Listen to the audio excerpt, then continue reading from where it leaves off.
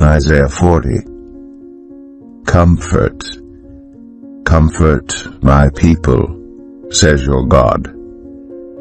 Speak tenderly to Jerusalem, and proclaim to her that her hard service has been completed, that her sin has been paid for, that she has received from the Lord's hand double for all her sins.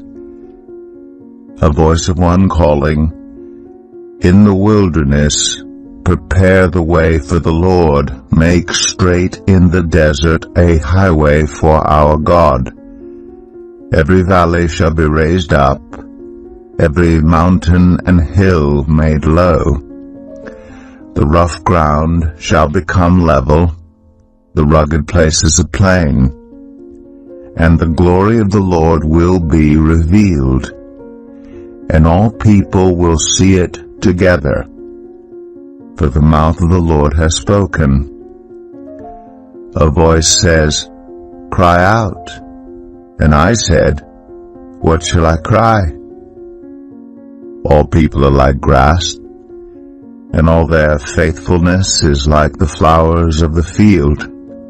The grass withers, and the flowers fall, because the breath of the Lord blows on them. Surely the people are grass.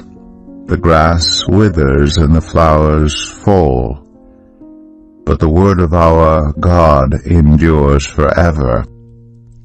You who bring good news to Zion, go up on a high mountain. You who bring good news to Jerusalem, lift up your voice with a shout. Lift it up, do not be afraid. Say to the towns of Judah, "Here is your God." See, the sovereign Lord comes with power, and he rules with a mighty arm. See, his reward is with him, and his recompense accompanies him. He tends his flock like a shepherd. He gathers the lambs in his arms and carries them close to his heart. He gently leads those that have young. Who has measured the waters in the hollow of his hand, or with the breadth of his hand marked off the heavens? Who has held the dust of the earth in a basket, or weighed the mountains on the scales, and the hills in a balance? Who can fathom the Spirit of the Lord, or instruct the Lord as his counselor? Whom did the Lord consult to enlighten him? And who taught him the right way? Who was it that taught him knowledge, or showed him the path of understanding? Surely the nations are like a drop in a bucket. They are regarded as dust on the scales. He weighs the islands as though they were fine dust. Lebanon is not sufficient for altar fires, nor its animals enough for burnt offerings.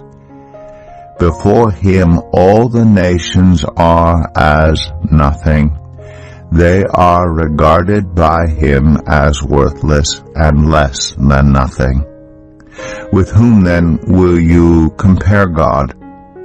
To what image will you liken him? As for an idol, a metal worker casts it, and a goldsmith overlays it with gold, and fashions silver chains for it. A person too poor to present such an offering selects wood that will not rot. They look for a skilled worker to set up an idol that will not topple. Do you not know? Have you not heard? Has it not been told you from the beginning? Have you not understood since the earth was founded? He sits enthroned above the circle of the earth, and its people are like grasshoppers. He stretches out the heavens like a canopy, and spreads them out like a tent to live in. He brings princes to naught, and reduces the rulers of this world to nothing. No sooner are they planted, no sooner are they sown, no sooner do they take root in the ground, than he blows on them and they wither, and a whirlwind sweeps them away like chaff. To whom will you compare me? Or who is my equal, says the Holy One. Lift up your eyes and look to the heavens. Who created all these? He who brings out the starry hosts, one by one, and calls forth each of them by name. Because of his great power and mighty strength, not one of them is missing. Why do you complain, Jacob? Why do you say, Israel, my way is hidden from the Lord, my cause is disregarded by my God? Do you not know? Have you not heard?